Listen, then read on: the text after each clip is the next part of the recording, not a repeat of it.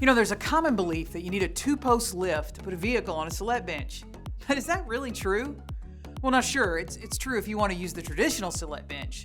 And that way, it saves you workspace in your shop. In other words, you don't have this dead space that can only be used when a vehicle is on the bench. Or you want easy maneuverability of the vehicle. It allows you to roll the bench and the vehicle around from one workstation to the other, body to paint, etc.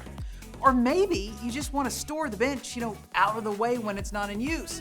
That gives you extra stall for an extra car to be in process. But there is another option with Celette, one that does not require a two-post lift.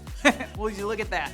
Celette has multiple bench options that allow you to drive the vehicle up on the bench just like every other system.